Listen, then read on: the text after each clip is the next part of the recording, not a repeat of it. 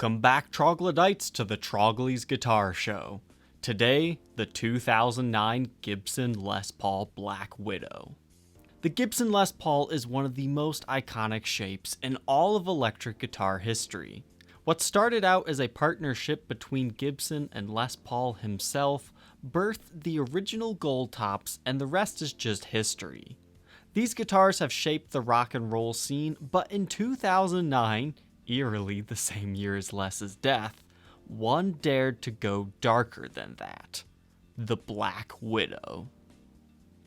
Gibson cannot be credited for the idea of this guitar, and neither could Les. The Black Widow was actually a custom-ordered limited edition run for the music retail giant Sam Ash. In 2009, they placed an order for 25 Les Pauls in Widow Burst finish, built to historic R7 specs.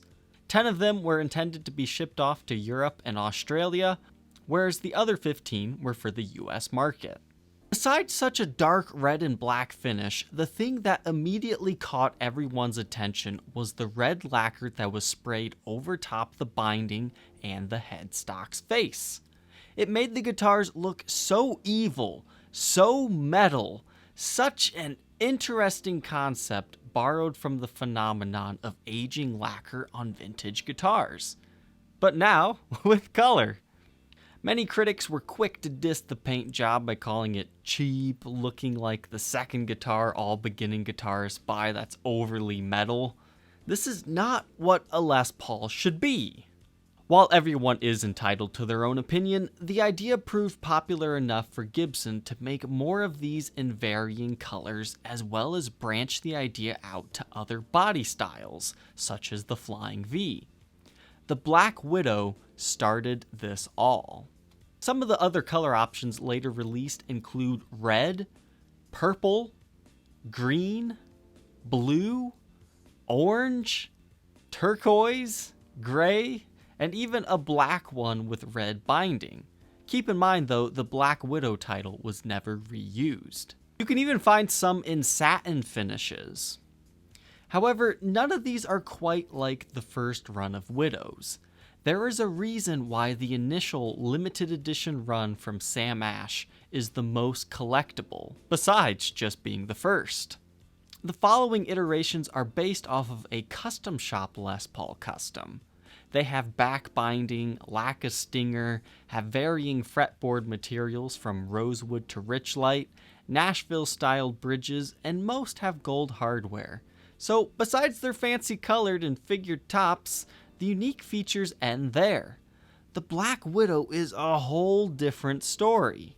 Like many people, I had heard of this guitar, and while I thought it was pretty cool, I didn't think I would ever get the chance to document one from the original run. That's mainly because they are so expensive and hard to find. I mean, remember, only 25 of them exist in the world, and most are already held in private collections. When I first unboxed this guitar, I was immediately surprised by just how different it was from my expectations, spec-wise, that I couldn't wait to fully document this rare beast. First off, despite looking like a custom from the front, I was baffled to see on the certificate of authenticity that this is actually an R7. If you're not familiar with that term, it refers to a reissue of a 1957 Gibson Les Paul Goldtop. Oddly, the Widow is not gold. It doesn't look like a Les Paul standard since it has an ebony fretboard with custom block inlays, and the split diamond on the headstock isn't helping its case either. So they must have meant a B7, which refers to a 1957 Gibson Les Paul custom reissue, right? No. Then it would have had to have a mahogany top and preferably be black, but it's a quilty red colored maple top. So what is this thing? This, my friends, is a beautiful hodgepodge of 50s, 70s, 80s, and modern specs. It is 50s due to having an ABR1 bridge drilled directly into the top with a lightweight aluminum tailpiece, constructed with a long neck tenon and thin binding in the cutaway. It even has 50s styled wiring with bumblebee caps. Since it lacks binding on the back of the mahogany body and features a maple top with a thick mahogany neck, it most closely matches the attributes of an R7 that just has a B7's fretboard and headstock overlay with a custom finish. The sweet transparent cherry stinger on the back of the headstock is another crossover from this time period and before. It's 70s and 80s for reasons beyond my comprehension. They used Gibson branded Schaller tuners, as you'd find stock on Les Pauls from about 1975 to 85. The only difference here is they stuck with the Schaller tips instead of the Keystone styled ones. As a fan of 70s and 80s Gibsons, that was a really cool touch for me. It is modern era though, because you're gonna lose it when I tell you this. It's chambered! I know this will already cause quite a stir, as there are many people that insist chambered guitars are not true reissues. However, it has been rumored that Gibson made chambered Les Pauls for Mary Ford in the 50s. Gibson has even done runs called chambered reissues that you can learn about in this video. On top of that, you can attribute the crazy color scheme of a red Widowburst top with black back and sides, which appear to also have the tinted red over them, to the current era. Other fine details of this instrument include black plastics, including the jack plate and speed knobs, regular styled aluminum strap buttons, no pickguard ever installed, a blank one-ply truss rod cover that you can't tell front or back from, a Black Widow Spider silk screen on the stinger, and a special ink stamped serial number formatted as BWXXX. That will range from 1 to 25. The pickups in this instrument still remain a bit of a mystery to me, as I'm not entirely convinced this example has its original set.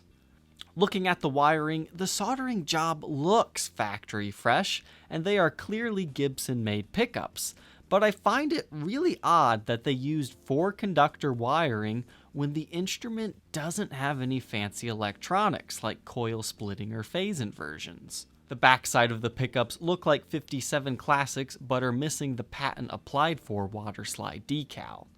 It's not unheard of for those to flake off though. Another Black Widow owner states in his listing that he believes there are Burstbucker 1 and 2 pickups residing in his, which would also seem to make sense. Mine ohm at 7.76 k ohms in the neck and a 7.75 in the bridge. So if you're also an owner of a Black Widow, I would be happy if you shared some photos of your pickups and your control cavity. And then I can update my article with some more definite information on my website, troglysguitarshow.com. So, now we know about its history, what is it like to play? Man, this guitar is a true beast. It's a very lightweight body, which makes it easy to play standing up for extended periods of time. And personally, its look inspires me to pick it up and play. This is the true test of a guitar. It has 1.69 inch nut width that increases to 2.04 inches by the 12th fret. And its neck measures a nice chunky rounded 0.95 inches thick at the 1st fret and a full whomping 1 inch at the 12th. This guitar is definitely for people that like chunky necks and a 24 3/4 inch scale. You would not like it if you're into the pencil necks. This fat neck with lightweight body and radical finish makes it feel incredibly powerful, but comfortable at the same time. It weighs in at only 7 pounds 11.4 ounces.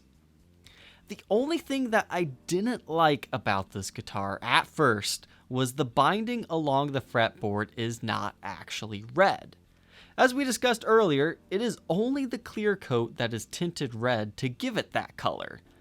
This leaves a mix match between the side of the binding being red and the top of the fretboard where the fret nibs are being white. You get used to it and start to appreciate it as a feature, but actual red binding might have been a better option. After all, they have done black binding before. Even though the guitar pretty well steals the show, we do need to mention the case because it's a little bit special as well. To go along with the whole black and red theme, Gibson custom ordered a black interior case for it. It reminds me of the crushed velvet Les Paul Elegant and Supreme cases when they first came out. However, it is the same material as a regular styled Gibson custom case in construction and material. So overall, this guitar might not be for everyone. It is a bit of a hodgepodge of specs from all eras of Gibson, and it was the first to breathe life into the whole Widow series that utilizes colored clear coats to transform the look of regular Gibson instruments. These guitars are not cheap. The cheapest I've ever seen any run of a Widow sell for was around $3,500, and the original Black Widows can fetch far more than that. These are more so for collectors with deep pockets that want to own something unique that started a revolution rather than a player. But I think you'd have a great time gigging one of these as well. So if you take nothing else from this video, here's the quick facts, the things to remember. The Black Widow was the first of the Widow series done in 2009 as a custom order by Sam Ash, 25 made. It is based on the specs of a 1957 reissue Les Paul Standard, but with custom attributes, red finish and chambering weight relief. These are very rare, desirable, and hard to come by. I hope you troglodytes enjoyed learning about the Gibson Les Paul Black Widow. Please don't forget to like, comment, and subscribe, and I will leave you with the playing demo.